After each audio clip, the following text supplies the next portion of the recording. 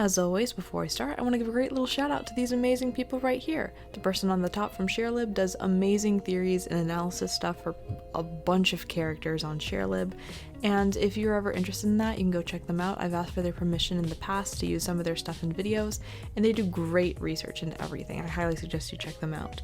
Besides that, we have Pascal on Twitter, who does amazing translations on everything in the game, so not only the stuff that we get in NAEU does he do like better translations on, but he also translates things that, we don't even get. So if you're ever curious in that stuff, hit him up, go check him out. Anywho, with that out of the way, let's get into the main part of the video. My man, my myth, my legend, my boy, my Kevin Cowboy. That's the word. That is the word. Anyway, this analysis is going to include a brief history of chaps in the early 1800s, cattle ranching during this time period, as well as character interactions between Kevin and other Identity V characters. Now, to start off, before we get into any of the actual story stuff, we kind of need to do a backdrop, and I'm going to start off with the history of the Cherokee tribe so you can understand what's going on. Anyway, so from the official Chinese statement during the release of Kevin, we do have confirmation that the tribe he was interacting with was indeed the Cherokee. Now, don't get me started into how hard this was to find, because this is not in any English official translation anywhere. The only place this is in some little tiny post on a Chinese website it is from the official company. Gosh darn, you could have made it easier. You didn't have to whatever. And I even actually emailed the devs to try to find out, because for the life of me, I could not find where the source was. I was digging for hours and I couldn't find it. So I emailed them. I'm like, Netties, I have a stupid question for you. And they didn't answer my question. They were like, oh, stinks to be you. Yeah. For the record, they have answered people's questions who've emailed them in the past, so I wasn't just doing it out of the blue. But he is Cherokee. Well, he's not Cherokee, but he did interact with the Cherokee people. We do have confirmation of that after I was able to find that. Anywho, to briefly go over the history of the Cherokee, the removal and forced immigration of the Cherokee Indians occurred around 1838 when the U.S. military and various state militias forced some 15,000 Cherokees from their homes in Alabama, Georgia, North Carolina, and Tennessee, and moved them to the modern-day territory around Oklahoma. This was a very infamous event that you probably heard somewhere in history class at some point in time, but it was known as the Trail of Tears, and the Cherokee ended up losing approximately 1/4 of their people to disease, malnourishment, and hardships faced during this exodus from the Indian Territory. Those who ended up surviving had to make a new home in the West with very limited resources and with many people sick, ill, or potentially injured. So yeah, not really the best thing that could have happened, but it did happen. You gotta love history. Now, here's another interesting point that's actually going to come into play a lot later in this analysis, so remember it. I know it sounds not related, but it is, and that is the fact that Native Americans actually owned African American slaves. And in retrospect, that sounds obvious, because I mentioned that because I didn't ever think that. I just never thought of it. Don't call me stupid. Please don't call me stupid. I just never thought of that. Okay, but in retrospect, it makes sense. But whatever. Stop it. Don't judge me. Stop it. Anyway, that's it. I should mention though that it wasn't a majority of Native Americans, and very few that did own slaves owned more than 10, but it's still something that I never really thought of myself. Anyway, apparently during the Civil War, most Cherokee that ended up getting involved actually were Confederates. A huge majority of the Cherokee that did fight were Confederates. There were a few Union people in there, but on the larger scale, it was mostly Confederates. Of course, not all Native Americans thought the same way. Just like with everyone, everyone has different opinions and stuff. In fact, in 1863, Union soldiers and their Native American allies actually ended up helping defeat the Confederates at Honey Springs and ended up taking the Fort Smith in the nearby Arkansas. So it's not to say there wasn't any Cherokee or stuff that were Unions, part of the Union. There was. It's just there was a huge majority that supported the Confederacy, mostly due to their sympathy for slaves. They had a lot of slaves, so, yeah. The Cherokee blamed the federal government and the former United States President Andrew Jackson for the Trail of Tears. They also had adopted quote-unquote southern ways before their removal from their home. The Cherokee Society held slavery as a primary institution throughout the pre-war period, instituting laws that specifically prohibited African American slaves from obtaining citizenship and later people of color altogether. Similarly, there were laws regarding race and enslavement status which propagated themselves through Cherokee judiciary and legislative bodies as Cherokees attempted to legally define themselves as equal to the Caucasian individuals at the time. Now, at the expense of doing this, they kind of pushed down other individual groups such as African Americans and so on and so forth. Sadly, it was something terrible that happened due to the other terrible things which were happening at the time. Racism is bad, folks. Don't do it. But yeah. So anyway, with all that information, you're probably still wondering why I brought any of that up. It's gonna come into play later. It's not gonna be a huge point or anything. It's just something that I think is a bit ironic, but we'll get into that later. Now, the supplementary information I revealed from NetEase that showed how Kevin was with the Cherokee gives us information that this place is in Oklahoma. Now, Oklahoma was originally a French territory in 1763, but after the end of the major European war, France transferred Louisiana to Spain. And when I say Louisiana, that's talking about the Louisiana territory, not like the state Louisiana. I mean, that's pretty obvious, but you never know what people know, so you better give them the benefit of the doubt. Anyway, really little changed in the interior of this area when it was transferred between the nations, but it did suffer benign neglect from pretty much both Spain and France. Now, there was some attempt to bring more people up from lower territories into the new area from Spain after they received ownership from it, and this may potentially actually explain why Kevin was in Oklahoma. I'll delve more into this later in his aspects of his descent, his native descent with the Spanish descent, and his American bloodline and stuff like that. But considering that Spain had ownership of this area for quite some time, it would make sense that Kevin, being kind of Spanish, again we'll get into that, he may have gone up there, or his family may have gone up there around that time. Now, apparently Spain and France both played hot potato with Louisiana territory for some time, so you're probably confused. You're probably thinking, I thought the US brought the Louisiana territory from France, not Spain, but you just said that Spain got the territory from France. Yeah, that's true. But the thing is, as I just mentioned, Spain and France, they kept trading it between each other. They were like, no, you take it. No, you take it. Anyway, there's this thing called the Treaty of San Ildefonso. I don't know how to pronounce that. Why can't you guys have simple words? Anyway, this treaty was supposed to be a secret treaty with Napoleon Bonaparte and Spain, where they exchanged Louisiana and France got it. But then eventually, France didn't really have the kosherest of I don't know. They didn't really have the best time, and the war and stuff was kind of not really cool for them. And they were like, we need money. We're gonna sell this to America for $15 million.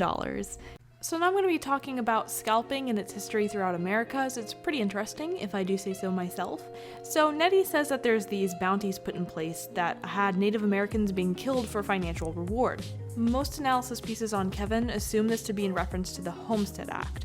In fact, even the fan-run wiki for the game says this to be the case. However, this is incorrect. So the Homestead Act was enacted during the Civil War in 1862, and it provided that any adult citizen or intended citizen who had never bore arms against the US government, they were going to be able to claim 160 acres of surveyed government land.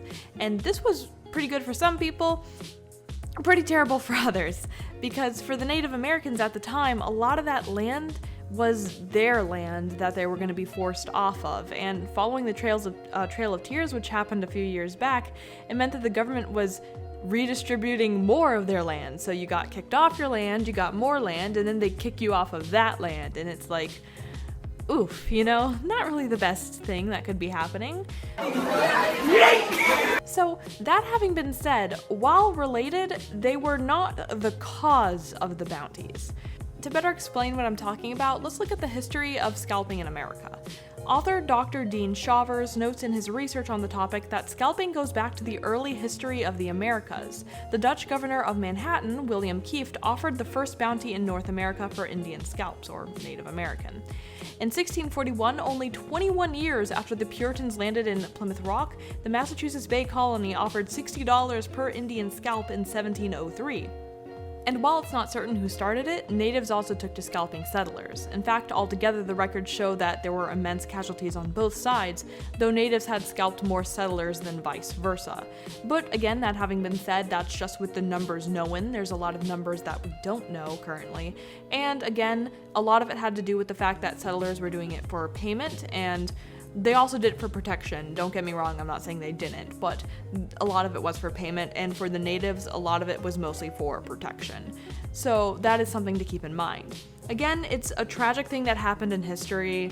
It's not really fun to talk about, but it happened. So, it is what it is.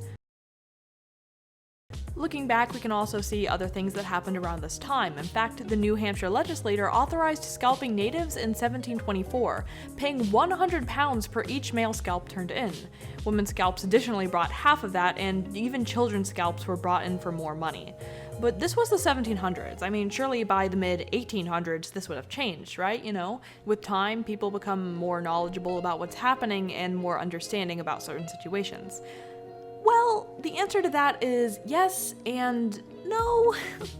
Alright, so let's look at more of the other places around the Americas where this happened, because Mexico took this and they ran with it for quite some time. In 1837, certain parts of Mexico even passed a law offering a bounty on Indian scalps. Indian men brought about $100, Indian women brought about $50, and the children brought about $25. A hard-working plainsman might work all year just to make $100. So essentially, by killing an Indian male, selling that scalp, you basically made your year's worth of earning. So it wasn't really a surprise when many people turned to this as a means of income.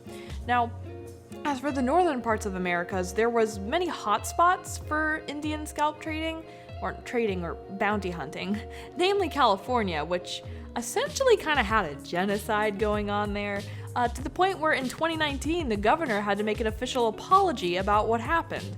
According to California law, natives were forbidden to own property, carry a gun, hold office, attend public schools, serve in juries, testify in court, and intermarry. So if you were listening to that little spiel right there, you probably heard, a lot of bad things, but this is probably the very worst of all of those on the list, which is you can't testify in court. So here's the thing, if you can't testify in court, then people can pretty much do anything to you, and tough luck, Chuck, you can't do anything back. So, of course, during this time, there was a lot of women who were attacked in certain ways. Use your imagination. People killed women and children and fathers. Children were stolen and used as slave labor, and there was nothing they could do about it because parents couldn't testify, no one could testify. It was just like, I'm gonna take this person and I'm gonna use them as a slave, and there's nothing you can do. And basically, that's what happened, and it was not very fun for many people involved. So, in addition to militias being actually funded to the tune of $1.1 million in 1851 through 1852 to kill natives, this is all in California, by the way, $410,000 was appropriated for more of the same in 1857. And in 1856, a scalp bounty was passed, a quarter for each Native American scalp, man, woman, or child, in 1860, and the bounty was boosted to $5 later on. In fact, there's a pretty interesting video on YouTube if you just Google Native American scalp hunting into YouTube. There's a pretty interesting video that goes over that.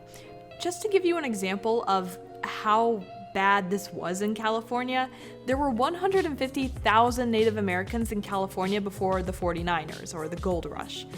Now, by 1870, less than 30,000 of them were left. That is insane. That is absolutely insane. So, yeah, while not pertaining to Oklahoma, it's not hard to believe that these types of stipulations were probably happening elsewhere. Now again, California was probably the worst in North America where this was happening, but it did happen in other places. It's just not to that extent.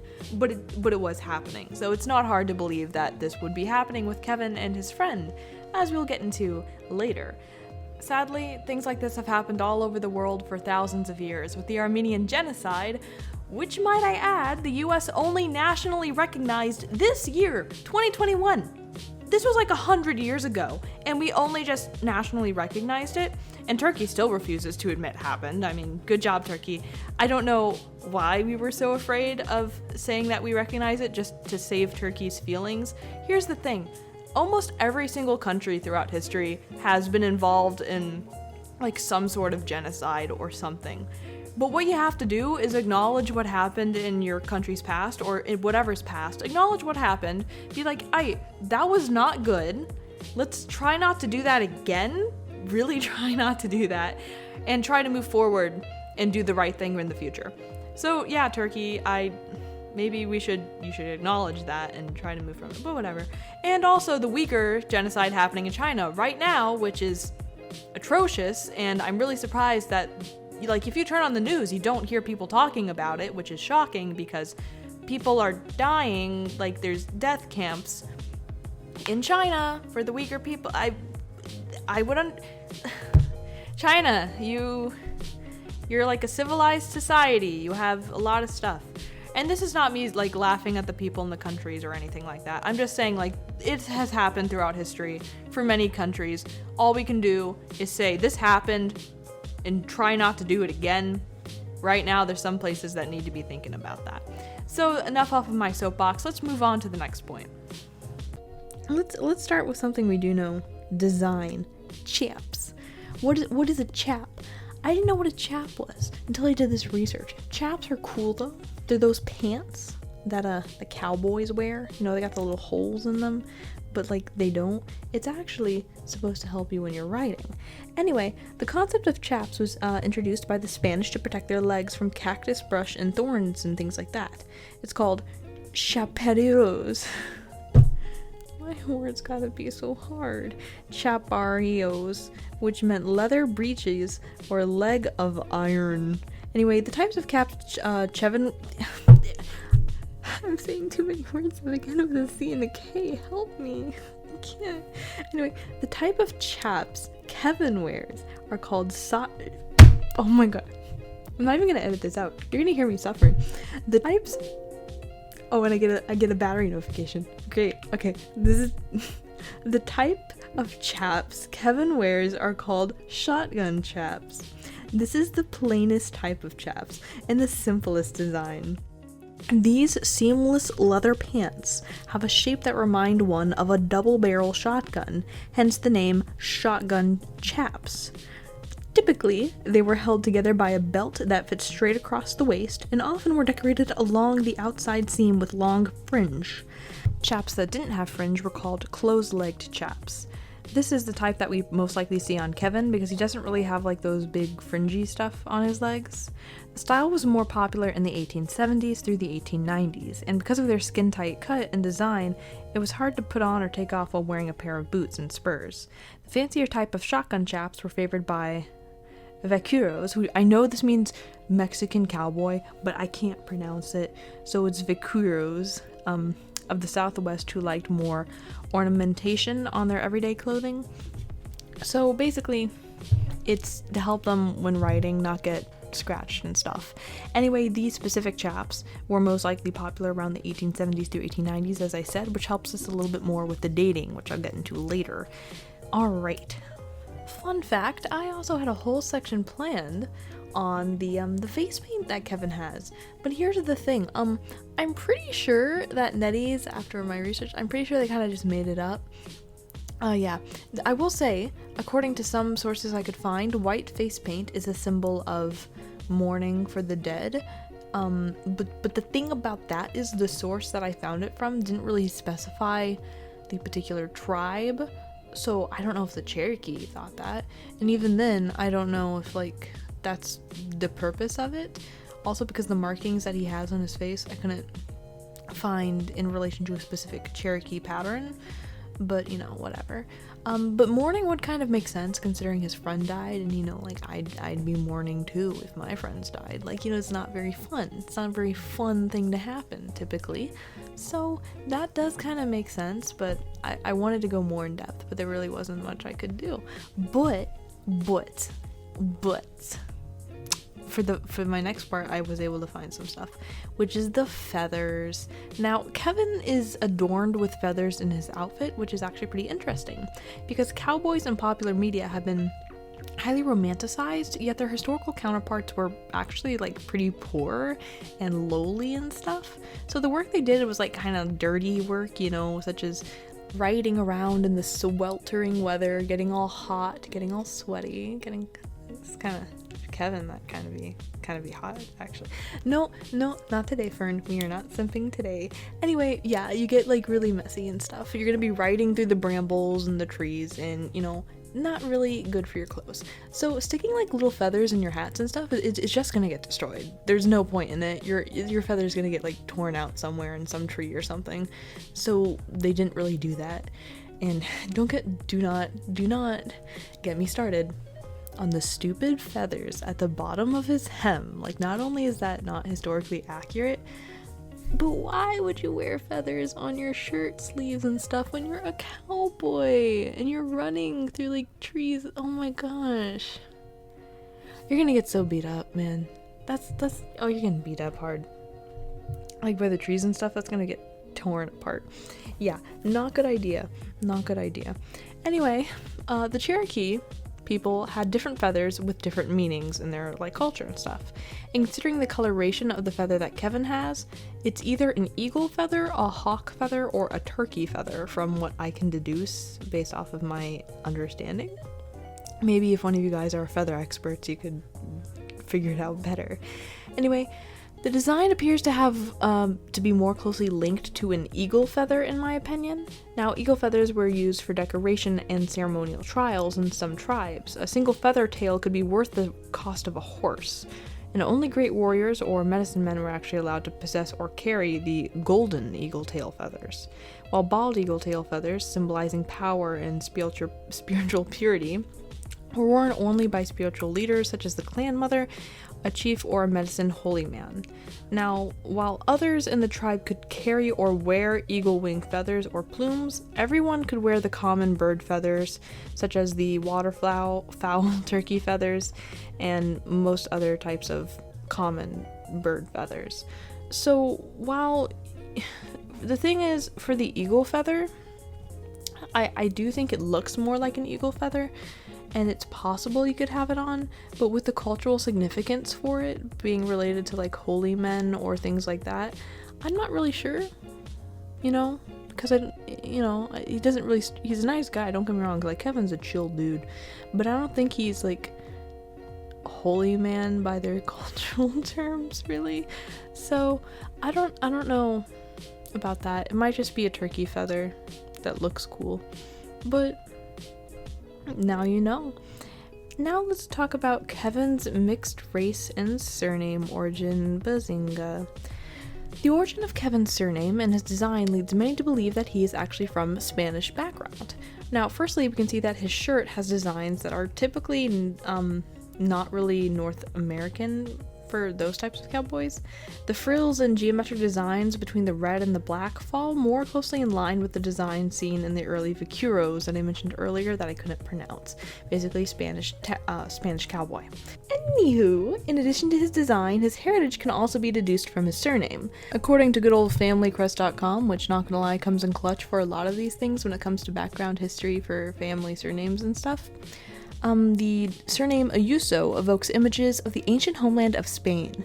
The original bearer of the name, Ayuso, which is a local surname, probably once lived in the area or region of Spain. Some of the settlers of this family name, or some of its variants, include Diego de Elia, who immigrated to America in 1510, Pedro in 1512, Alonso, which is actually Kevin's alternative surname. If you don't know, he kind of has like two different surnames based off of translation and stuff, who immigrated in 1513, and those are the only ones for America. So also for his surname translation, they don't really have a huge significant meaning. It's mostly just a translation stuff from what I can identify, if you or you know someone who has like far better understanding of the significance of that, I'd be happy to listen to it though. Alright, so that's the general summary.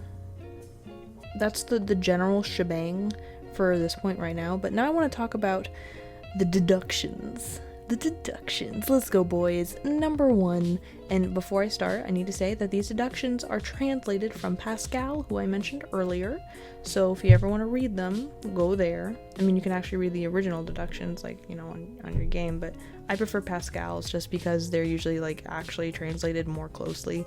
But anywho, meeting.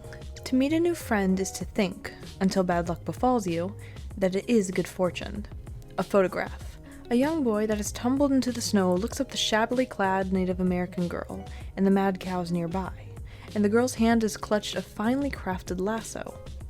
Alright, so this is the first instance where we actually see Kevin interact with this Native American girl who, spoiler, is going to be like kind of important.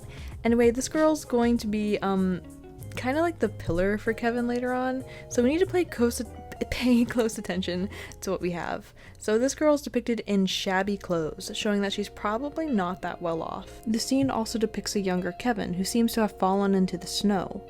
This may have something to do with the mad cows which are nearby, potentially having been angered by him or the young female visitor. Now, with the dangerous conditions natives were forced under, it makes sense that the young girl may have been attempting to potentially steal resources and food, maybe inadvertently angering the livestock on the property she entered. The scene also depicts a young Kevin who seems to have fallen into the snow. This may have had something to do with the mad cows which are nearby, potentially angered by him or the young female visitor. With the dangerous conditions natives were forced under, it does make sense that the young native girl may have potentially been attempting to steal resources and food, inadvertently angering the livestock in the process. Now, considering the girl's age, she probably was not permitted to be doing this on her own and was either part of a hunting group and got separated, or she was attempting to sneak out and find a way to satisfy her own hunger. Now, this is if she was going to go steal from them, but based off of the depiction of how dilapidated she looks, it would make sense that she would be desperate.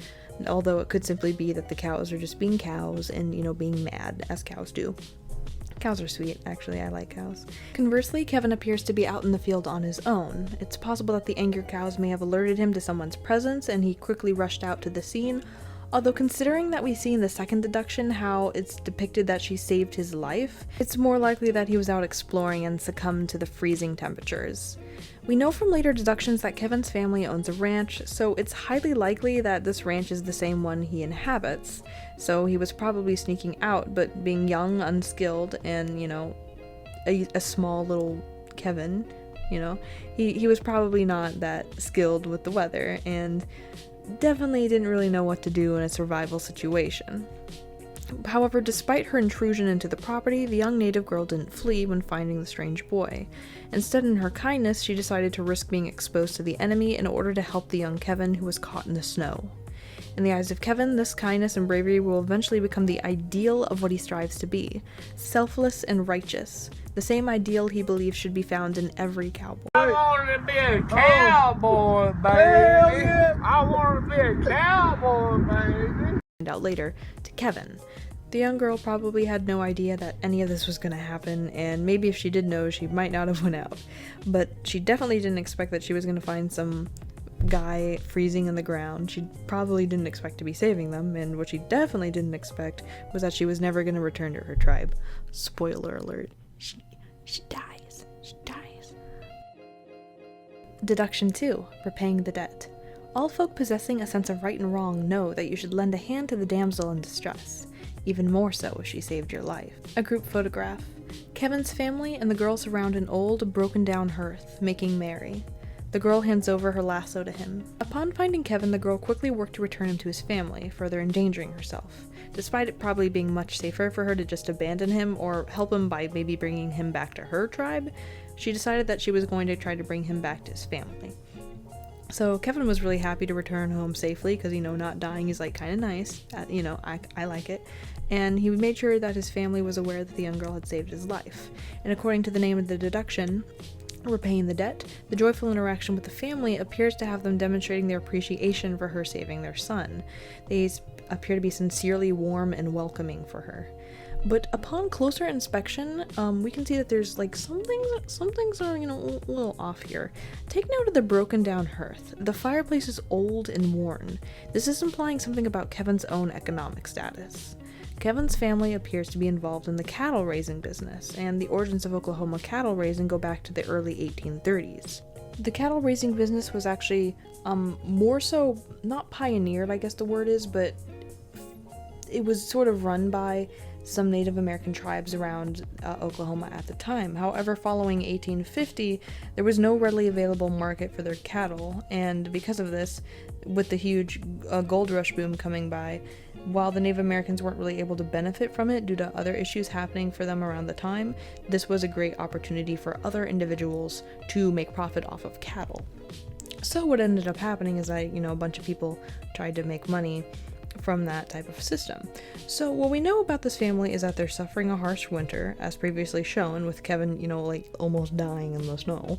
Not that good. So the environment is pretty deadly right now, especially for livestock, and this probably resulted in the loss of a lot of profit for them. Combined with the history of the economic situation for the time, it would make sense that the family is looking to increase their livestock numbers following the harsh winter. The livestock industry has a huge economic boom during this time, but it's hard to earn profits from that boom if you don't have livestock, So, the beat-up fireplace is probably just one example of the growing need for them to find money. If only there was an easy way for them to get money. Let's see. I don't know if you guys can hear this, but outside of my dorm, they're blasting Clarity. Remember that old banger? Out of the way. Deduction 3. Expectation. Life is just like that. Not every dream will come true easily, and not every parting comes with a chance for reunion. Combined with the rest of the deductions, here we see the young girl saying farewell to the family. With the depictions of a dream coming true, it sounds like you're going to be looking for some sort of happy ending. We don't really get that. I'm not gonna really speak a whole lot more on this deduction. This is gonna be really fast just because it's better later on. But yeah, we get some foreboding feelings here. Anywho, deduction 4, nightmare. No, it can't be. They're not that kind of people. At the very least, they weren't back then. Why am I reading like this? A bounty notice. American citizens that kill Indians, Native Americans, get a reward, which means this is how we got all those recently acquired cattle and sheep. What is certain here is that the girl was indeed taken by Kevin's parents in exchange for the bounty. However, given her physical stamina and her adaptability to the natural environment, which we see from her, surviving in the harsh, cold, freezing weather, while Kevin is dying in the snow. Sta nevicando tantissimo. Vai Pancino, fatti una corsa. And as is theorized by Maya, the person whose name I probably mispronounced, but does the amazing lore theories and stuff that I've mentioned in previous videos before. I've had their permission to use their stuff, and they do amazing work. I always link them below in the information stuff if you ever want to check them out. I highly suggest you do. It is in Chinese though, so if you don't speak that, you might need to use little translation things, but he does great work. It does great work. Anyway, they theorize that this was probably because the girl was lured by Kevin's parents and was sent to soldiers or people who were hunting Native Americans at the time. So basically, she was kind of lulled into a false sense of security, and I kind of think that's probably the case for what happened there. Anyway, with the friendly interactions they had, the girl would have easily believed the words that these two adults were saying to her, and they most likely trusted her, and she would have trusted them, not really knowing, what would happen. Typically when you save someone from dying, their family doesn't kill you, but, whatever. Maybe it's just what some people do. Anyway, Kevin was most likely unaware that any of this had happened for quite some time, but eventually, he discovered the horrendous acts that took place from probably other people mentioning things behind his back and stuff, and he might have picked up on it. No doubt this had had a huge impact on his outlook on life and his values. It's implied that Kevin and the girl, Angelina, which was the nickname that he ended up giving for her, became very close friends. They did a lot of things together, and we don't know the exact amount of time they were with each other, but it was definitely over an extended period. It wasn't just a day. So it was probably, I'm gonna assume, maybe a couple months or something. Is there hinted, at a crush? Kinda. Basically, they really did have a strong connection for each other, and after what happened, yeah, Kevin was not taking it too well, understandably so, and as we can see from the deduction, he simply doesn't believe that this happened. He's saying, no, it can't be. This isn't my family. These aren't the people I grew up with. Sadly, after she went out of her way to go save him, keep him from dying, she was killed for doing it, basically. I mean, because if you think about it, if she never went out and did anything, she would have been fine. And that's the moral, folks. Don't ever do anything nice for anyone, ever. No. But yeah. So, this one young Native American girl may have potentially, she may have went through such a terrible time, but with all this having happened, she did make Kevin a better person. And not only that, as we're going to see later on, she may have indirectly actually saved other characters in IDV's lives from her actions with Kevin. And we'll see that later on. Anywho, let's go to Deduction 5, Livelihood. Leaving home needs more than just determination and guts. You need money too.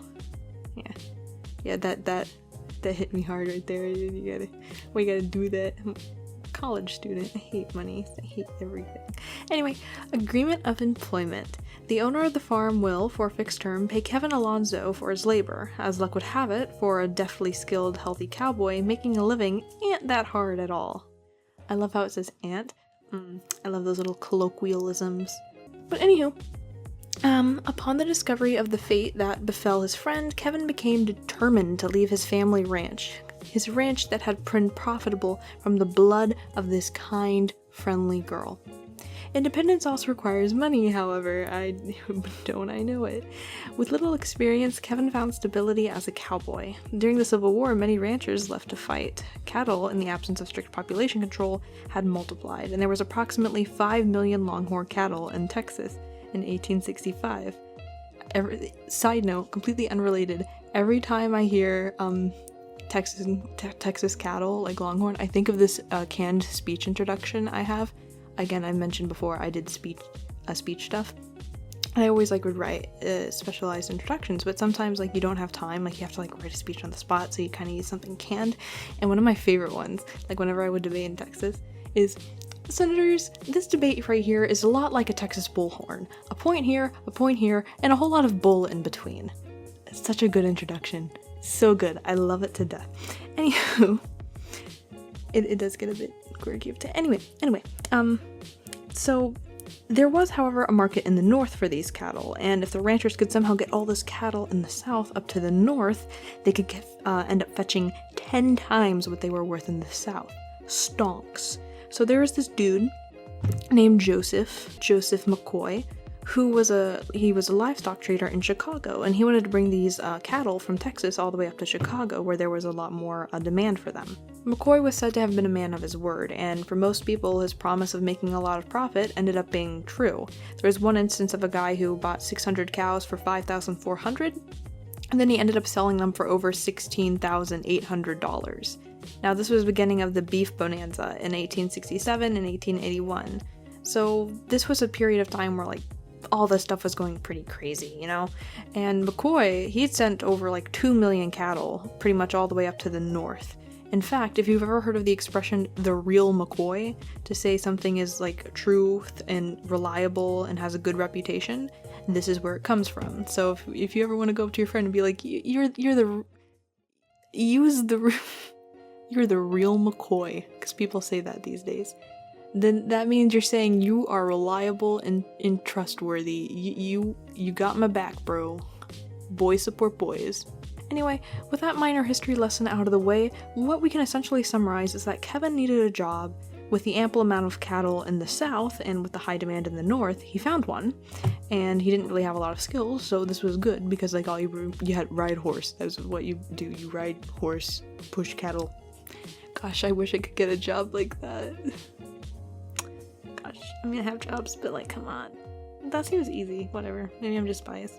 Anyway, Deduction 6, a close shave. It's been 3 days since I've been stuck in here. It's cold and I'm hungry. Is this how I die? A photograph. A number of Native Americans surround Kevin, who lies by a fire. An elder, who seems to be the leader of the tribe, looks very excited, and his hand is clutched a finely crafted lasso. So, most likely during one of his travels herding the cattle north, Kevin became trapped. The exact details are vague, but don't you insult me for how I say vague. I've been insulted so many times. Yeah, that's just how I say it. Okay, whatever. Anyway, the details are vague, but what most likely happened was simply the fact that the weather or something overtook him and he got yeeted. Kind of like how at the beginning of Deductions he was like in the snow. Kevin, you have a really bad track record here. You're supposed to be a survivalist. Whatever. Anyway, through the treacherous weather, a group of Native Americans stumbled across Kevin, and in a similar way to how the young native girl had saved him in his youth, these natives had rescued him, lost and trembling in the snow again. Well, not the snow this time. We don't know. Anyway, they found him and they saved him. So what is also of point is that in their hands we see that they have the lasso, which was from the young tribes girl, who happens to be the daughter of the tribes guy here, the tribesman. I don't know why the word just left me. The guy in charge. The chief, I'm pretty sure it was. Anyway, so they see this as a symbol. They're like, well, she wouldn't have just given this to some random dude, would she? She would never give it to someone she didn't trust, so if he has it, that must mean that she trusts her, right?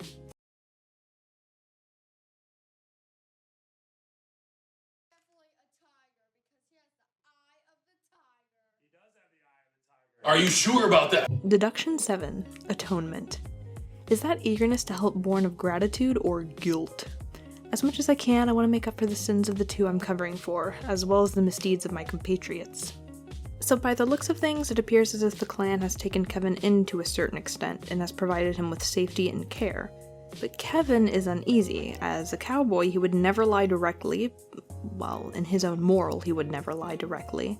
But it appears as if the clan got the wrong idea from the lasso he had and assumed his friend was still alive. Now, he didn't really know how to break the news. Hey guys, I met your daughter and my parents said let's go kill her. He didn't really know how to say that in a chill way, which honestly, I understand. So he kind of just said nothing, because like what are you supposed to say? He didn't really have any money, so he decided that he was going to try to help these people somehow. And without any of the money, he just offered his own work, being strong boy, basically. He promises he's going to do the best he can, not only for himself, but for his compatriots, showing that he wants to demonstrate that, yeah, there's some trashy people out there, but not everyone up in the north who isn't native is like a terrible person. Like, yeah, there's some terrible people, but he's trying to show, like, hey, I'm not a bad person. Which is kind of ironic, based off of his later deduction stuff. We'll see later. Anywho, besides that, this deduction also implies that he's sort of going to be fighting with the Cherokee people or supporting them during some complication. As he said, he's going to be offering them his physical services, sort of. So according to the IDV art book, we know that Kevin is 35 years old. Now, the art book also gives us information on when the games would have started, because the games would have started after the death of the DeRoss family couple, which I talk about in Mad Eye's lore. I suggest you see that if you haven't. That's the least viewed lore video, and that's my personal favorite one. But I'm not caring or anything, but Burke is awesome. He's the best character, whatever. Anyway, there couldn't have been any games before 1887, eventually, which is when the couple was killed. So, we know Kevin was old enough to take care of himself during this time with the Cherokee, but we also need to find out exactly how old this sort of would have been. So with that in mind, I'm going to assume that it was probably around the 1870s when he was first with the Cherokee. I couldn't find any notable wars or anything that happened during this time with the Cherokee, and it's a little bit uncertain what fight he would have been fighting in, but it's probably something fictional. I will get more into this in more details in the next deduction with the timeline and stuff, and it's going to clear up a lot of this. And also bring up some interesting questions. Anyway, Deduction 8, Rushed Experimentation. Their attacks are coming more and more often. It's like we've fallen into a dead end. Believe me, I didn't leak where y'all are going. I'm not a spy. I love how he says y'all, that's so cute.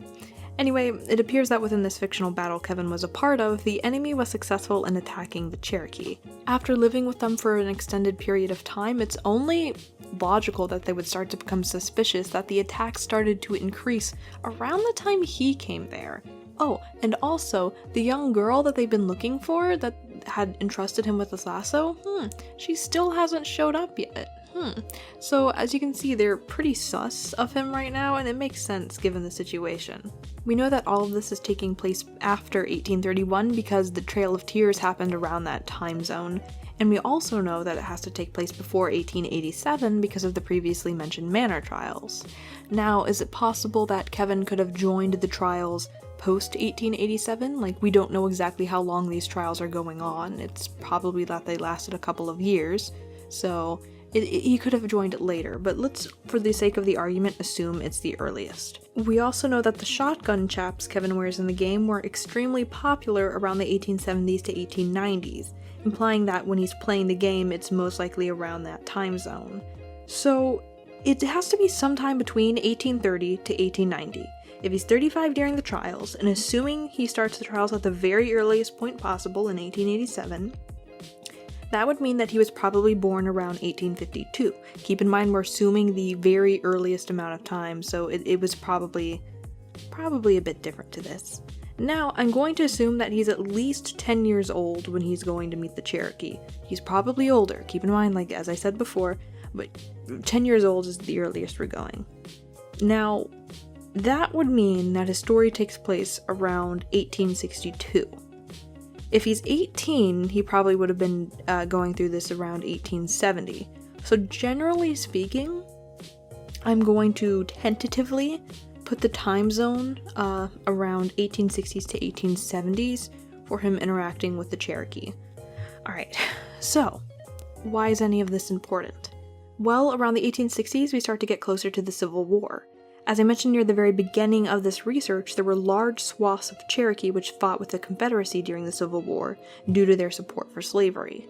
So this is pretty much the only significant battle of the Cherokee during this time zone that I can precisely pinpoint. Now there was like smaller stuff that went down on between like actual tribes and stuff, and there was probably fights that happened more on the local level than like, you know, big war and stuff like that. But this is the primary, like, war stuff with the Cherokee during this time period. Now, I don't think Kevin participated in the Civil War with them, because, like, that doesn't really... It doesn't really make sense. Because, okay, if this is true, it's saying that Kevin fought for the Confederates against the Union. Now, I don't really plan to get into like the specifics, and I'm sure there was a lot of people who fought for reasons like states' rights and stuff, and other reasons, but I highly doubt NetEase is trying to take a nuanced, technical approach to the Civil War and the multiple aspects that people had in their mind during it. No, like, they're probably not really going that deep into it. It's more likely that they just simply wanted to make a battle for him to be in and didn't realize that during the time period this was like pretty much the only one that was going on. If I dated it right, I could have dated it wrong. I could be wrong here. But if I'm right, that would imply that there was a strong chance he could have been fighting in the Civil War with the Confederacy. And if you don't know, like, most people know this, but if you don't know, that was the slavery thing, you know? They were the people who said pro-slavery. Now, obviously, like, it gets far more complex, and I'm not here to talk about history lessons, like, in that regard, okay? But what I am saying is, it's kind of ironic.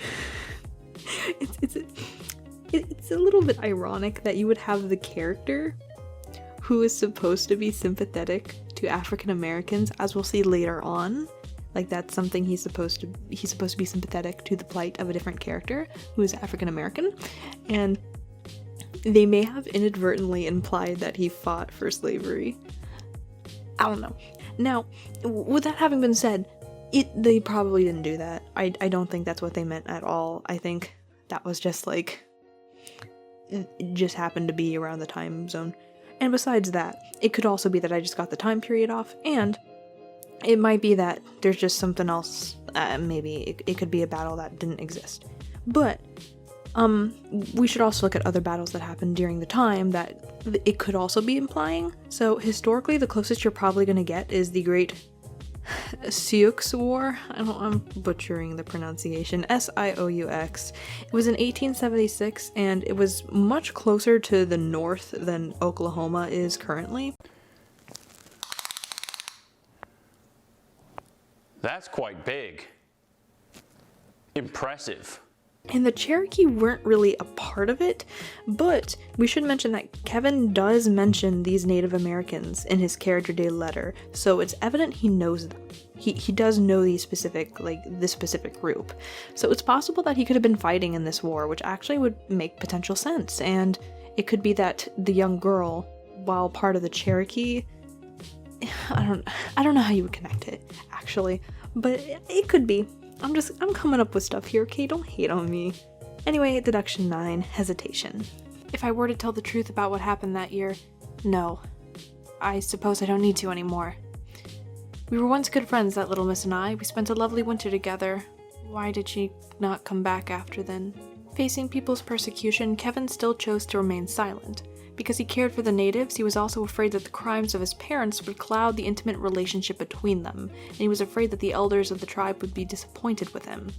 However, lies are contrary to Kevin's morals, and the people of the tribe no longer trusted him as they did in the past. Kevin felt unable to save them, and, as was the case with most things in his life, he kind of just left the situation when he didn't know how to deal with it. Deduction 10, A Difficult Burden to Bear. The dead don't ever come back, that's just a shadow of my heavy conscience. A letter of farewell addressed to the chief and a bag of gold coins. This was probably all the worldly possessions he had. Overcome with guilt and knowing that Angelina will never return and that he could do nothing about it at this point, he decided that all he could do was offer his last belongings to the tribe and leave, because quite frankly they didn't really trust him anymore and there was nothing more he could do. Not really the best ending, but that's the ending we have for here. Anyway, now I'm going to move on to the character letters, which are going to reveal a lot more juicy pieces of information for us. Starting off with the first character day letter from 2019, we should point out that this is from the perspective of Kevin to the reader, like it's breaking the fourth wall, kind of. Anyway, it says, "Now that you have fulfilled my commission, why don't you hear about this wanderer's confession? Just like two travelers lighting a fire under the starry sky, sitting across from each other and telling each other the story in the vast wilderness. Angelina described it to me once, and I've finally seen it. I've seen the bison herd dashing through a plain. Members of the Sioux clan followed the totems in their heart and moved across America chasing the sunset. I've also seen skinned bison bodies on a plain covered in bullet holes. Even wild wolves wouldn't touch their meat. I can't stop civilization from expanding, and I don't have the courage to fight for the justice of their survival. My parents gave me life, yet I chose to run away from my home. Angelina trusted me, yet I didn't protect her. The chief and his wife took care of me, yet I didn't repay their kindness. I didn't even return their daughter's keepsake. Cowboys from the farm targeted the Indians' hunting ground, while wandering cowboys took away an old couple's last remembrance of their daughter. Angelina, please forgive me. I'm still the lost boy you once knew. But I'll never give up the hope of freedom you introduced me to. Champion of the clan, run with the bison, dance with the wolf, fly higher than the eagle." Kevin Alonzo's confession. I need to get better at my reading. So, besides the fact that Kevin is hot and respectful, how is he so fucking hot and respectful? Oh my god. There's something wrong with him! This letter, we see Kevin reminiscing about his life. He clarifies that the attack which took place on the natives was from the cattle drivers, and he's clearly distraught, clinging on tightly to the thought of his dear friend who loved him and trusted him. We see Kevin regale stories Angelina had told him and how her influence showed him a different way to live. Also, with the point talking about how this was the battle between the cattle drivers and the natives, we can further see how this is most likely not a reference to the Civil War, as it's more between the two groups than between the two, you know. But we also see here depicted the tragedies that have occurred during this time, specifically depicting bison which lay slaughtered on the ground. In the 16th century, North America contained around 25 to 30 million buffalo bison, which were hunted to extinction around the 19th century, till less than 100 remained in the wild by the 1880s. They were hunted for their skins and tongues, and the rest of the animal was left behind to decay on the ground. The the population had an amazing recoverability rate, with about 3/4 of 1 million buffaloes being able to be killed with the population remaining consistent. However, people started to realize the values that the animal had, and they realized that they could make money off of it. In fact, just as one example of many, a firm in New York between 1876 and 1884 paid killers nearly $1 million, or to be exact, about 923,000, for these buffalo hides, rushing the endangerment of the animal. And in case you didn't know, that's a lot of money, especially with inflation and stuff. So yeah, there was a lot of buffalo at one point. Anyway, this letter basically reaffirms what we already know. Kevin holds a deep guilt for what happened to his dear friend, and he blames himself for not doing anything. We even see that he was unable to give up the lasso that she had given him, as it seems to him that he has a deep sentimental connection to it now. So that basically sums up that letter. There's not really that much. It's the second letter where things get really spicy, okay? Kevin's Manor Diary 2, the third night. Who's going to drink the poison? The endless argument was getting ugly. Those two who bragged about coming from a civilized society were just two dumb oxen huffing and puffing at those they don't like. They were often really selfish. When there were things they didn't understand or weren't willing to understand, they just get scared and push them aside. Peculiar costumes, witchcraft spells, and a girl from a different clan who had left home. Even if it's a coincidence, I wouldn't have let the same thing happen twice. But why didn't I come forward sooner? Why did I let her think I was one of those in-group cowards? Why did I allow myself to... that dang game. So that's what the evilness... I'm sorry. Dang. Right. So that's the evilness that lies in it. Turned out I was just a stubborn coward. Who was I to talk about a cowboy's poise or champion's spirit? I'd never forgotten Angelina, a clan hero whom you could look up to the most worthy of epic poems and songs. I tried my best. This despicable monologue was all I could manage. I witnessed all sorts of injustice and tried not to be affected, but I couldn't let it go. I wish I had the chance to forgive myself. Perhaps that poison was just a test. So, those of you who know me know I've briefly gone over the second part of this letter in a previous video. I don't know, maybe you would know the video if you were interested, but it's okay, I'm gonna go over the analysis stuff here, so don't worry about that. So this letter is particularly interesting in that it details Kevin's experiences during the Manor trials. This actually helps us to identify trends we're seeing with these character letters, particularly that for the second Character Day letter, rather than getting a general overview for the character, we're starting to see more specific details be revealed about the actual interactions with the Manor. Now, another good example of this might be the letters we see with Seer or the Mind's Eye, which both depict their actual experience in the Manor. And there's other characters too, I think Prospector, who came out a few days ago, does as well. I'm particularly interested in Mind's Eye, if you remember me talking about it. And actually, one of you guys mentioned an answer to one of my questions about seers, which it could be Dream Witch being mentioned there because of the sounds they hear. I don't know, I thought that was interesting to mention. Anyway, from this letter we can surmise that Kevin is in the game with two unidentified individuals, and someone they refer to as being strange, who is, take a gander, take a guess, who could it be? It's Patricia. It's Patricia, yeah. Hey, kids, Patricia! Honey, can you be quiet? I'm just trying to do something. Not much more to say.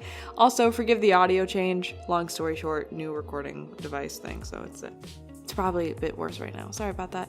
Anyway, I should also probably give you more background into Patricia's letters and her story, because it's pretty important to understanding what's going on here. If I don't tell you that, you're going to be really confused about why these people are acting this way. So to briefly summarize the important parts, Patricia was involved in some sort of witchcraft and magic as a child, and currently, because she do the voodoo. Yeah. Technically, it doesn't say exactly what she has to do to these souls, but I mean, it's highly implied she has to kill them. In fact, her Character Day letter includes a reference to the actual Manor letter that she got, for going to the Manor. And as she states in her Character Day letter, this is going to be a hunting ground for the sinful souls she needs. So what's heavily implied here is that she is going to go to the Manor, find the sinful souls she needs as payment, kill them, and she'll be good to go. So you know how every single survivor has a motive? That's her motive, to kill everyone. if we're understanding it correctly, again, that's what's heavily implied, but there could still be, you know, little things that are off about it. So, yeah. As for the actual Manor letter itself, should this theory that has been proposed be true, this would mean that Kevin would be included in the list of sinful souls, which would mean that he is, you know, sinful soul, etc. So why would this be? Kevin doesn't seem like a bad dude. He seems like a pretty chill guy. You know, you will watch a football game with him. You crack open a cold one with the boys. He doesn't seem that bad. Well, again, I believe what this implies is that the definition of sinful soul doesn't actually mean that they're terrible, evil people, but it means that they sincerely believe that they're a bad person. And in Kevin's point of view, he honestly thinks he is a terrible person. You heard me go through the deductions. I didn't have to explain that again. But yeah, he really thinks he's a bad person. He thinks he's responsible for the death of his best friend. He lied to the tribe when he found them about his best friend being alive still. And he kind of blames himself for giving them false hope about that. And he really hates himself. While he never really committed absolutely atrocious crimes, he's done little things like he never returned the lasso that Angelina gave him and things like that. But the main thing is that he sincerely thinks that everything that happened is his fault, and he hates himself, and he thinks he's not able to be forgiven. That's a trend with a lot of characters in this game, gosh darn.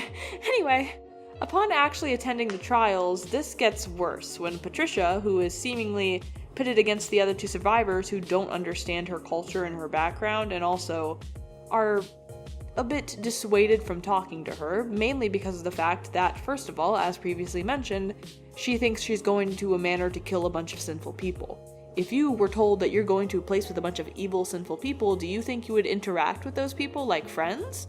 Probably not. Patricia, of course, doesn't really do that either, so in addition to the fact that she's culturally different from them, she's also purposefully not trying to interact with them and become friendly because, you know, she's trying to kill them. Yeah.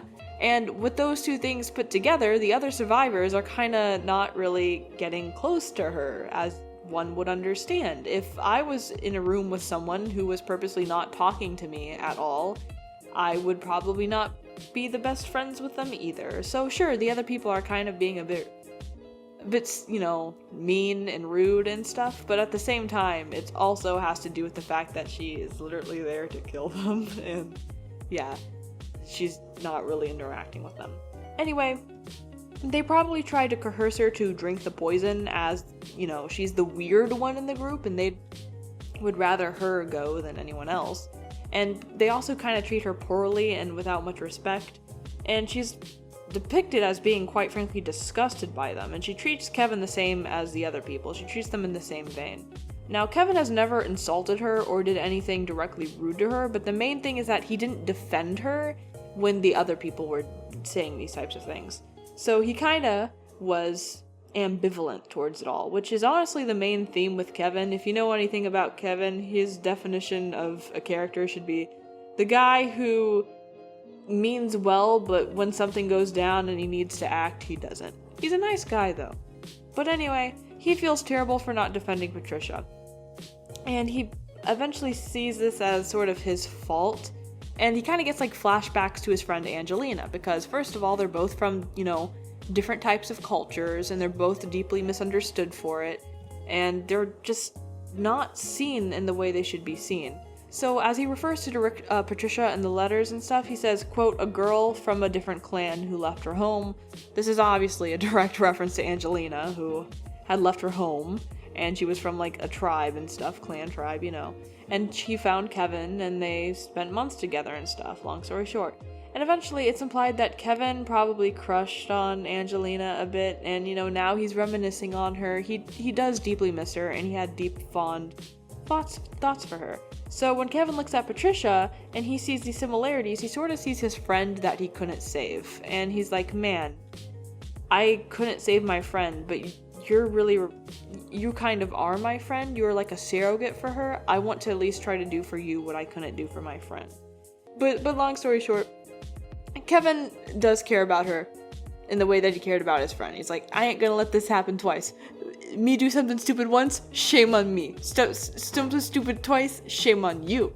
So he eventually comes to realize that at this point, there's not really anything he can say to make things right, because he didn't do what he should have done when he saw her being, like, kind of bullied and stuff. So at this point, he doesn't know what to do. And it's actually a bit uncertain what he does, but what I believe is implied, and what, you know, a lot of other people think based off of what we see, is that he ends up making his, quote, ultimate decision, unquote, to take Patricia's place and to drink the poison for himself as a sacrifice for everyone else there. I mean, maybe it won't be lethal, we don't know. Sometimes the Manor likes to pull little tricks on us all. But, at the very least, if he dies, he'll be able to call himself honorable, noble, and a real cowboy. And honestly, at the end of the day, that's what Kevin really wanted, just to be a noble dude.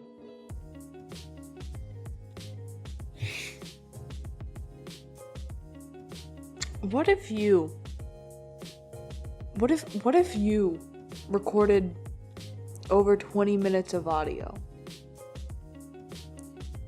but Audacity said,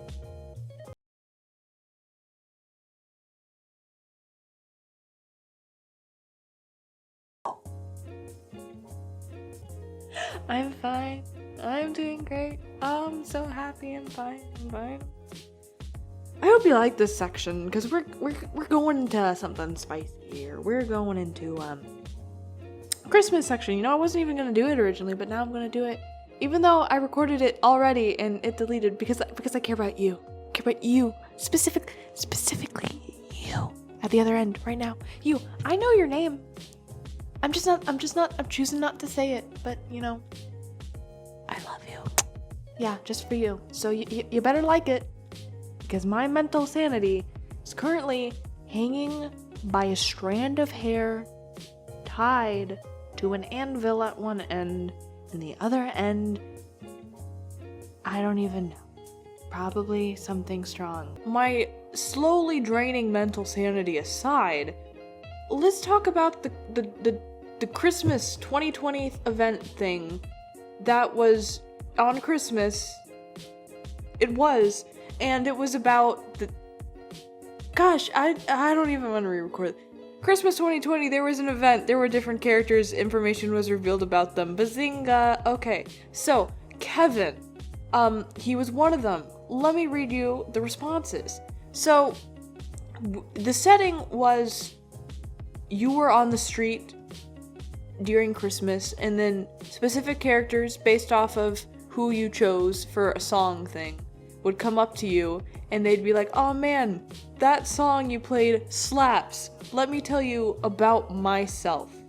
And Kevin was one of those dudes, if I remember correctly, and when I say if I remember correctly, I mean I'm reading it right now. His tune was the nostalgia tune. So to run you through this anime, this manga of sorts, I'll put you in the shoes of the characters. We are playing in the street. Kevin hears our songs. He walks towards us. Now this is me being Kevin. This is my acting. I wasn't expecting a street performer on Christmas Eve. What a pleasure! And then you have option choices. This is like a telltale choose your adventure game, except for all the choices are pretty much the same. But anyway, you can say hello and you are. Or you can say, this distinct costume is, basically you're making fun of Kevin's outfit, which I like to do anyway. Or you can say, I never thought I'd see a cowboy outside of the farm. Same, but with women in the kitchen. And then you can also say, ha! Yet another homeless vagabond. Like, vagabond is just a word you use in casual conversation. Anyway, so based off of that, the information Kevin can give us is that he is a wandering cowboy. And, that he's just, like, a normal dude. He's like, oh, we all have 2 legs and a mouth. There's nothing so special about me. Also, if you make fun of his costume, he doesn't say anything. Which, I mean, coward. Stand up for yourself, boy. Stand up. Anyway, then Kevin can also, further speak. A person who just left their home is a vagabond. See, like how he has to define it for you, like you don't know. But a cowboy who has left the farm is still a cowboy. Oh, right, just call me Kevin. So, like, that's the first thing. Not really much gained from there. But moving on, we have the friendship dialogue, which is basically where we become closer friends. So Kevin comes up to us another night and he's like, yet another cold night on the street, yet another winter. Even when there are songs playing, I don't like the winter. So basically this is Kevin's Anakin moment where Anakin's like, I don't like the sand. Except for Kevin's being like, I don't like the winter. And you know, considering that he almost died in the cold, that makes sense. So we basically ask him, dude, why don't you like the winter? And then Kevin's response is, the farm at which I was born on was remote. Despite my parents' hard work, cold winters made it difficult for business. This actually ties to what I said earlier about, you know, the cold winter probably resulting in the death of the cattle and stuff, and they weren't able to make money. So, you know, they had to resort to, killing his best friend for, you know, bounty money. Yeah.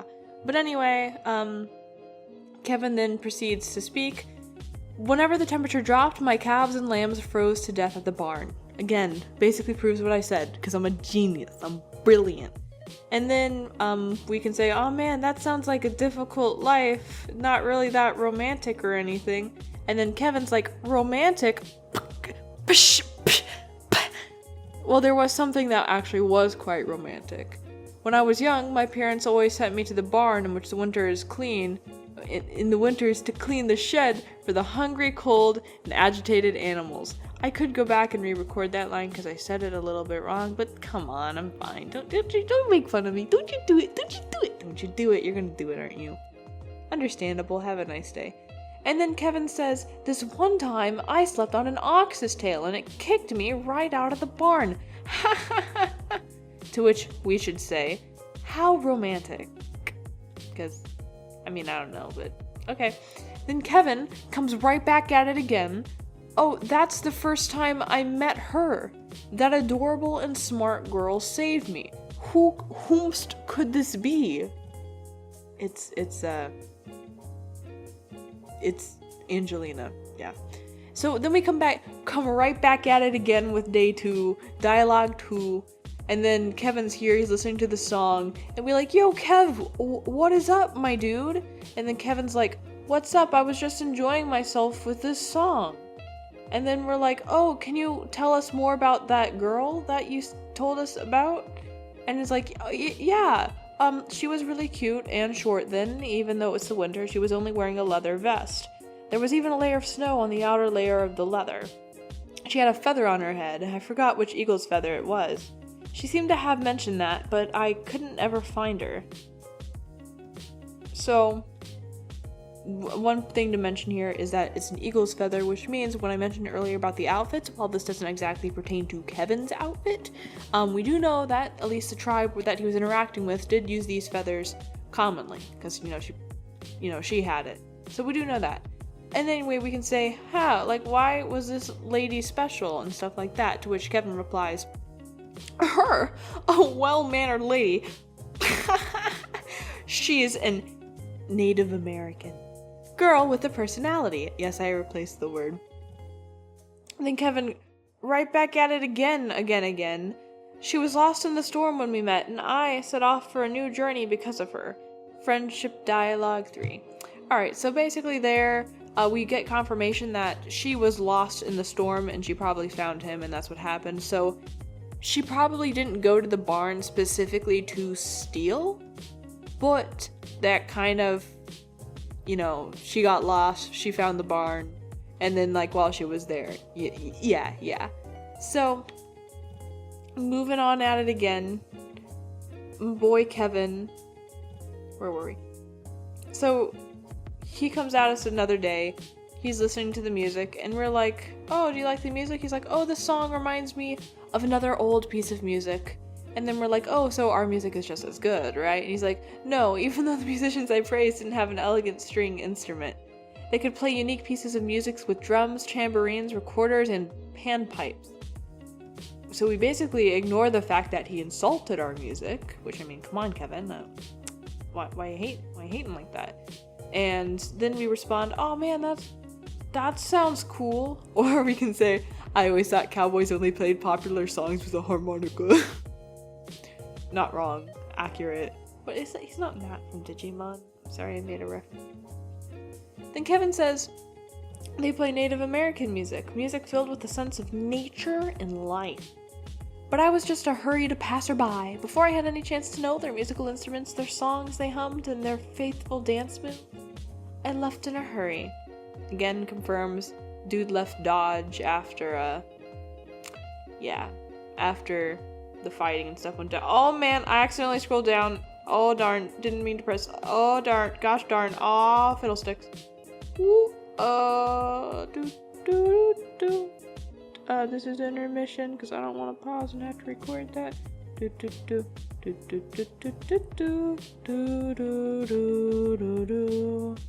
Oh, I found it. Sorry about that.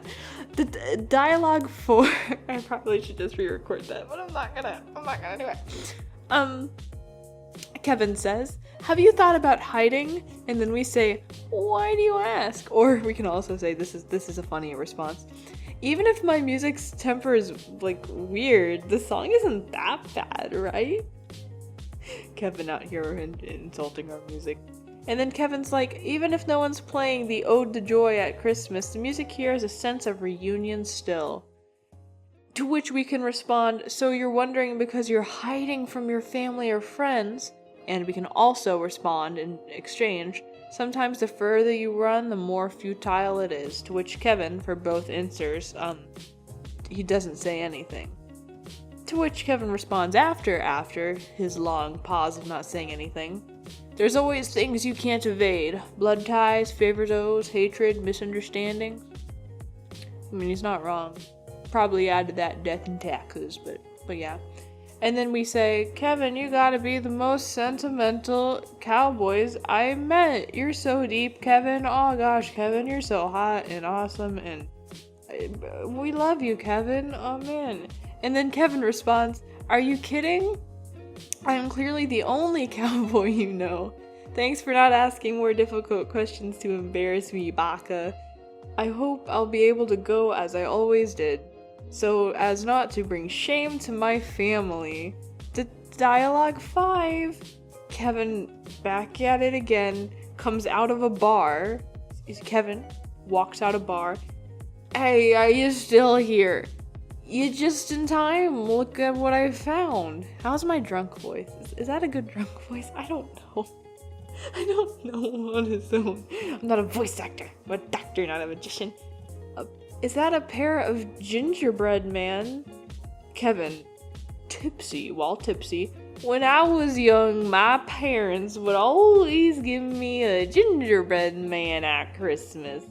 At Christmas that year, they prepared a pair of gingerbread man. One of them was an adorable little girl, and the other a flustered boy." Oh, that's kind of cute. It's kind of cute, actually. Oh, Kevin, why? Kevin, I know I was joking earlier, but why you gotta be so cute? Were they gifts for you and that Indian girl? Perhaps they were blinded by greed. Perhaps they didn't mean to inform against her, but at that moment, at that day at least, they must have considered her to be their own daughter, while her parents and family really trusted me as if I had blood tie with their clan. Again, I don't think Kevin's parents, had ill intent and wanted to kill her for the fun of it, probably because they were desperate for money at that point. And then Kevin's like, "That simple and remote farm was my home, which I will never forget. There around the tent, the clan which longed for my return." And then he tosses a gingerbread man. "A crazed ox was lassoed, a wild wolf was expelled from the clan, but they'll never forget their home." I hope... So who's ready for me to join audible.com as a sponsor and for me to start reading audiobooks? Because gosh darn, I am so good at that, am I not? Yeah, okay, let's move on. Ow. Where's the... Now it's time for the part of the video that people skip to when they don't want to watch the full thing, because quite frankly, honestly, we're at what, almost an hour and 20 minutes? I understand, man. I wouldn't want to watch it either. Same. But let's actually dive into the summary now. So, while maintaining Spanish ancestry, Kevin Alonso is a high-spirited Western-style cowboy hailing from Oklahoma. In his youth, he worked with his family on their ranch, and they managed to maintain a fairly modest lifestyle. However, the vicious cold and the fearsome winters would annually kill off much of their livestock, thereby hurting the profits. One such winter, Kevin was out wandering in the frozen fields and ended up succumbing to the freezing temperatures, falling to the ground and nearly dying. His life, however, was saved by the kind actions of a young Native American girl who found him lost in a torrential storm and discovered his corpse among the freezing ice. With disregard for her own safety, she ventured to help the young, terrified boy return safely to his family. Now, Kevin's family was pretty much overcome with joy knowing that their son was not dead, and ended up thanking the young girl profusely. They offered her food and lodging, since she had been lost in the storm herself and didn't really know her way back to her tribe at the moment. And as a goodwill between her and Kevin, she ended up giving him her lasso, which was a keepsake from her father. The two grew very close together and quickly became best of friends. Kevin even gave the young girl a nickname, Angelina, meaning angel-like, an angel who found him and saved his life from death. Get it? Get it? Connections? Yeah. Anyway, they would often tell stories to each other and recount their dreams and experiences and the like. It was heavily implied that the two were not necessarily in a romantic relationship, but that they crushed on each other, or at least had implications of something similar to that. However, as it so often is the case with many good things, they don't last, and it had to come to an end. The winter had been terrible for the cattle on the ranch. Most of them didn't survive, and there wasn't really much Kevin's family could do to earn a profit, and they grew desperate. They didn't want to do it, and it wasn't something they took any joy in, but upon finding information regarding a well-paying bounty for the death of a Native American, the family took the only option they believed they had left. Anyway, they didn't tell Kevin about this, but they ended up taking Angelina and offered her up for the reward. Kevin was complacent during the entire ordeal. While he never knew exactly what was going on, he didn't really ask questions and passively ignored the things that were happening around him. He would quickly come to regret this upon the discovery that his best friend had disappeared, and also upon discovery that there was a bounty placed. Putting the two and two together, it wasn't really that hard, and he came to the realization that, ah snap, my family probably killed my best friend. That's rough, buddy. It's a rough buddy. Disgusted by the actions of his family and mourning over the death of his first crush and pretty much at this point in time, honestly, his only friend, he promised that he would never become like his family and he was going to make a difference in the world and try to fix things, basically. So, still as a young, youthful child, he packed his bags and fled, becoming a wanderer of the West. Alright. Kevin's story actually goes on for a while. I wrote a lot here. Gosh darn, good job for, oh man. Oh, good job, Fern. You wrote a lot. I'm proud of you. Thanks, Fern. Upon one of his journeys, Kevin stumbled upon the Cherokee tribe. The Cherokee tribe. Oh, I don't know why I couldn't pronounce that right there. The same tribe with which his best friend Angelina had hailed from. Still holding on to the lasso from her possession, the tribe leader instantly welcomed him as a friend. As it turned out, the leader was related to Angelina and recognized the keepsake and took that as a symbol of her safety. Kevin knew the truth, however, which was that maybe she's not that safe, she's actually dead. But he didn't exactly know how to say that, like, yo fam, she's dead. Yeah, you don't really know how to say that well. So he decided that the best thing to do was just to do nothing and to passively kind of try to withhold the truth.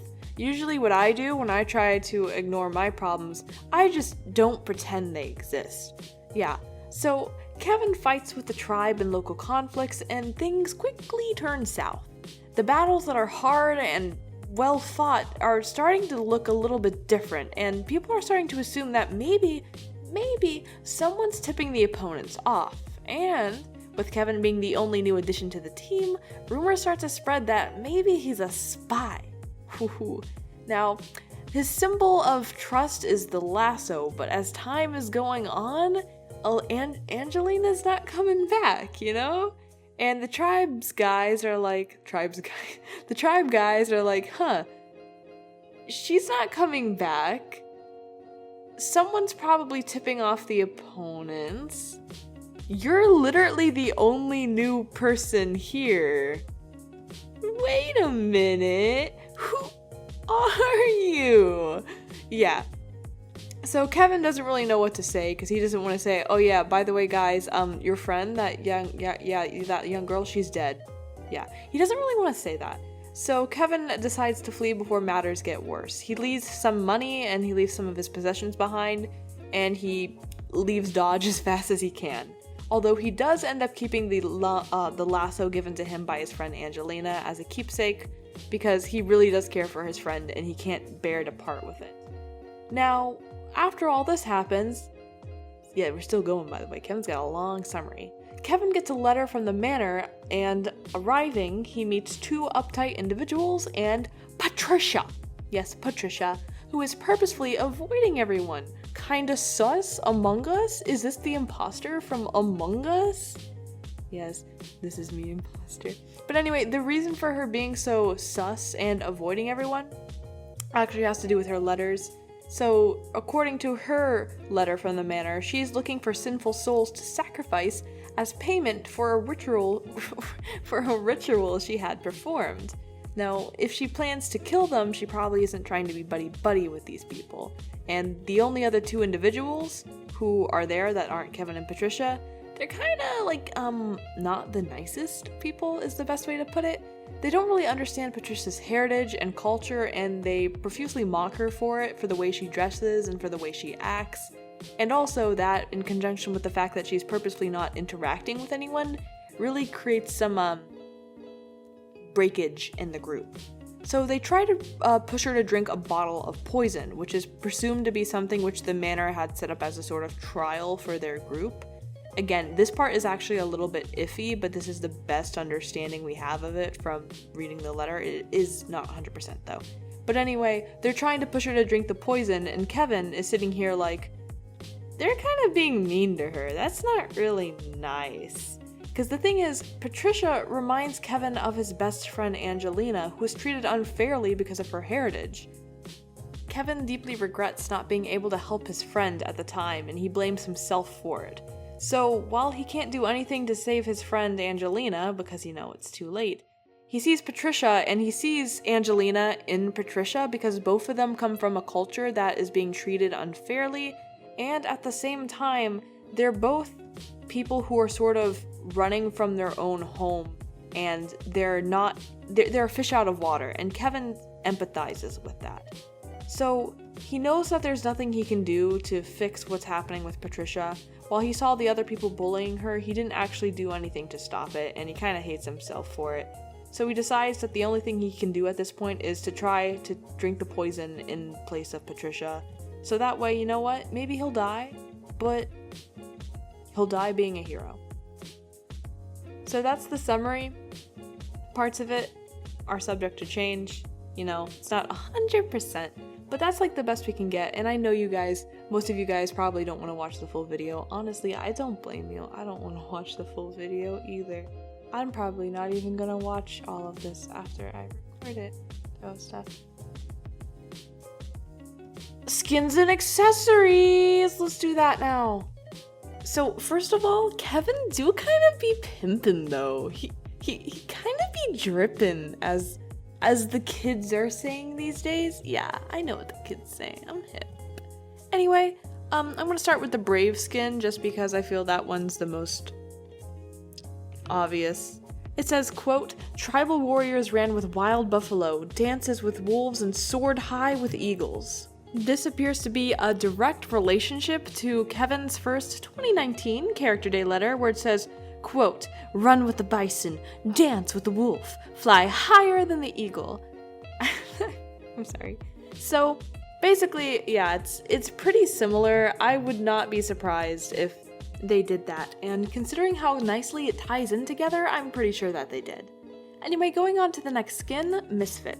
Quote, "Having been betrayed and expelled from the bloodline, he devoted himself to strengthening the church instead of wandering around in misery. Setting himself apart from the rest, he believed in eliminating the oppression of the bloodline covenant and that there was a necessary price to pay for redemption." Alright, so taking this from a literal stance, we can see that Misfit Kevin, the actual skin, is trying to escape the bloodline, which is supposed to be a group, not a literal bloodline. He's supposed to be trying to escape this bloodline, and then he wants to go strengthen the church. He doesn't want to wallow in his own misery, and he wants to do the right thing. Now, the actual Kevin from the game, he's also trying to escape his bloodline, but like the literal bloodline, his own family, because, he wants to cut ties with them, and he wants to go start anew as a cowboy. Furthermore, we can see that Kevin is additionally trying to bring honor to the cowboy name, because there's a lot of people out there who had, there were cowboys, but also at the same time, they weren't really that good of people. And Kevin wants to sort of make a statement saying, hey, you know what? We don't have to be like this. We can be good people. So they also tie in that regard. But another interesting point is at the end of Misfit, it says that there is, quote, a necessary price to pay for redemption. Now, Kevin's whole motif, sort of, his theme throughout all of these deductions and stuff, is that, first of all, he does not act when he should have acted. He is a bit ambivalent to important issues. Second of all, it's that when things go down, he's putting all this blame on himself. He thinks he's a terrible, horrible sinner. He's like, man, I'm a bad person. I don't want to be, I'm going to try to change, but right now, I think I'm a bad person. And then also, there's sort of a theme of not repentance, but payment, I guess is the part to say, which is that something is going to come back and bite him at the end of the day. So here, when we read this little thing, this little blurb, and it says we have to pay a price for redemption, that's pretty much sort of a tie-in, I believe, to Patricia and her her whole goal being to kill the people at the manor. The redemption for Kevin being dying at the manor, in a sense. And that's not 100%, but that's the best interpretation I have. And also, I'm gonna go on to Candleman next. Now, maybe there was actually a good reason for my procrastination and, being busy because of college, because finally, I can actually talk about Kindleman, which wouldn't have been out if I got this video out way back when I had originally hoped. So anyway, it says, quote, the day the candles on him extinguish is the day a sinner gets punished. Now this ties in directly to what I was saying about the other skin, Misfit. Of course, this is sort of in reference to Patricia. When a sinner gets punished, Patricia her whole goal essentially is to go to the manor, find sinners, and then kill them for payment for a ritual she performed. Kevin is the sinner, and that's the punishment. Or technically the punishment would be drinking the poison. If we get that interpretation right. Again, some little key points may be changed or be a bit different than what we intend. Okay, so that's most of the stuff for the skins. There's not anything else that's really particularly interesting unless you want to read Purple Ink, which I'll let you do that on your own. It's not lore related, it's just kind of funny. As for the accessories, the best accessory is of course Snuff Bottle. Quote, contains a mysterious kind of spore that enables you to remain clear-headed. Huh. Sounds a little bit like drugs. Just a little bit like drugs. Little bit like drugs. Not that I would know. I don't do drugs. I'm a good child. I'm a good person. I would never do drugs. Actually, I don't do drugs in real talk. Don't do drugs, kids. It's not cool. Never do drugs.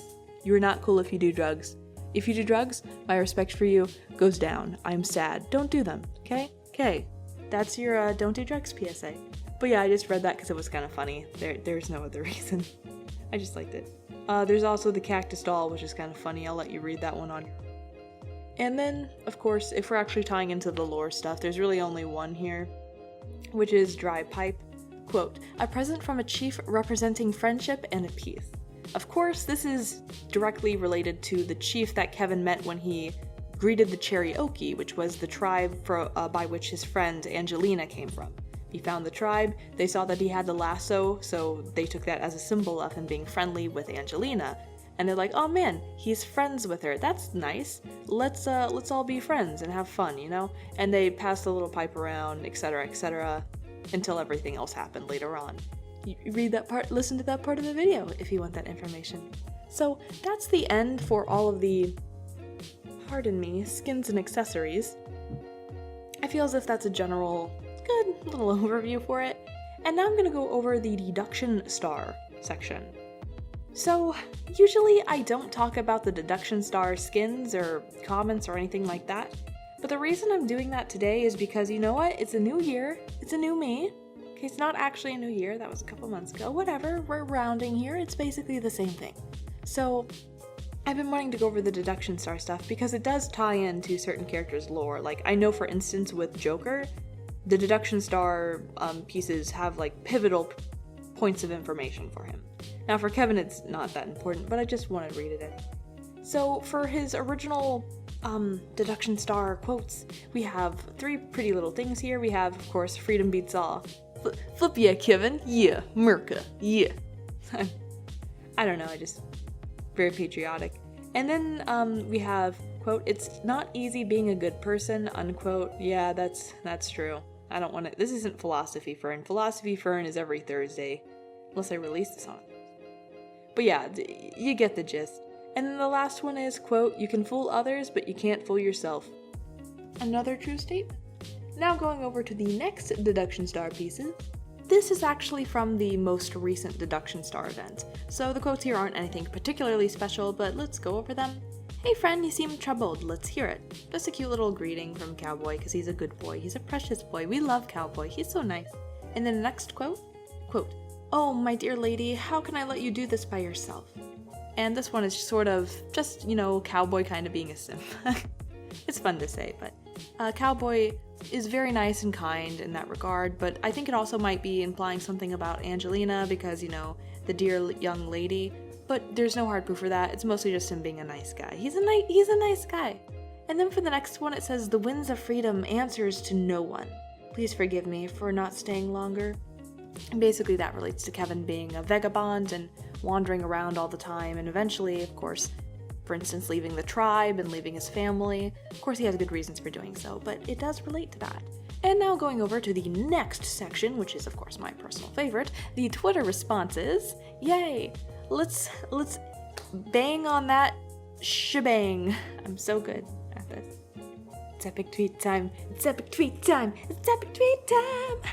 Alright, this is of course my favorite time and part of every single one of these types of videos I do, because I love digging into those characters' information. Ooh, so yummy. Anyhow, if you have not seen my videos, in which case, wow, heart hurt so much. Oh my gosh. Honestly, it makes sense though. I probably wouldn't watch my videos either. But if you haven't, what is epic tweet time?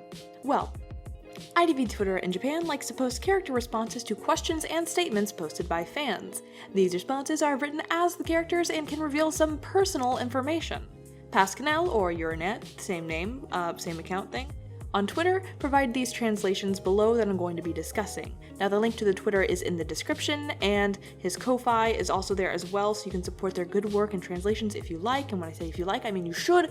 I'm not going to read all the translations for Kevin's Twitter responses here, so if you want all that good kush, that good information, that delicious piece of juicy information, I highly suggest you go check them out. Please do.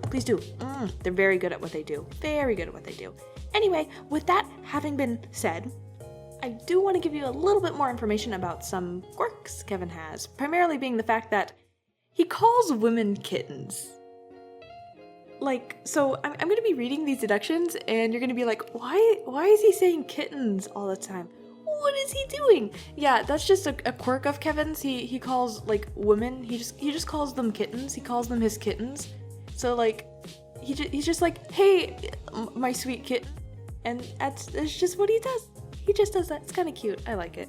Also, if you didn't know, fun fact, he has that speech quirk, and another interesting speech quirk that a different character has, these are the 2 main ones that I like to point out, is that forward actually refers to people as baby. His deduction thing, his actual Twitter responses. He's like, hey baby, what's up? How you doing, baby? What's up, baby?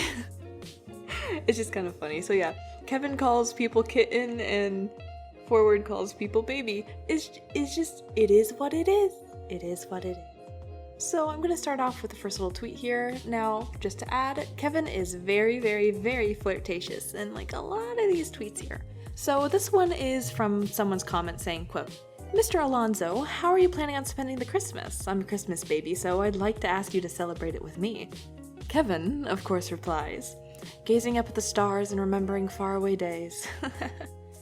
Look at me getting all out of character. Merry Christmas, kitten. How about you and I open up a bottle of champagne? He's such a flirt. You're such a flirt, Kevin. Goodness. Okay. Well, for this specific line right here, essentially what it says is Kevin is reminiscing a little bit on the bad stuff what happened. He's like, oh no, now I'm sad, thinking about sort of the bad things. But of course, as he says, he doesn't want to do that. He's not that type of person, and based off of these Twitter replies, he's definitely more of a flirt than like a sad, reminiscing type guy.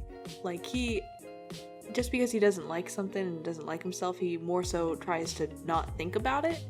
That's a trend with Kevin. He tries to not think about his problems. He's like, I pretend I do not see. Now to go over another one we have right here. Well, I'm the kind of guy that suits a guitar, I'm no stranger to sitting around a campfire like this either. That passionate flame of mine you've been talking about's been fed with all sorts of kindling. The fond memories and the not so fond memories. It lay right about here, once upon a time. My enlightened freedom did. So right here, of course, it's a simple little explanation. It's pretty easy. Kevin is sort of thinking about the not so fond memories, the bad stuff. And he's like, yeah, that's a big oof. There's really not much more to add to that except for the obvious relation to his past, which was what the previous hour of this video was. I'm nearing 2 hours. Oh my goodness. Gosh. Maybe I'll edit some. Now, quite frankly, that's the end of most of the lore-containing parts of this Twitter replies. There's a few other things, but there's not really much interesting. I suggest you go and read them yourself from Pascal. Sadly, I don't think Pascal is going to be making any more translations in the future because of like personal things, but I'm still going to be looking at the Twitter responses made on the account myself and try to find out what I can with that. Again, there's some really, really, really funny ones here, which I would read, but I don't feel they relate to the lore, and I really suggest you go check them out yourself. They're very good. So that is actually all that I have to say. At 1 hour and 41 minutes in my recording, going on 42. So eat your vegetables, have fun. Don't forget, I'm supposed to be doing a Q&A for hitting 2,000 subs. I'm way above that now. Not way above that, but like, it's been a while. I should have done that a while ago. But yeah, if you want to leave a question, ask the question in like the community tab. That's words. Eat your vegetables and have a good night.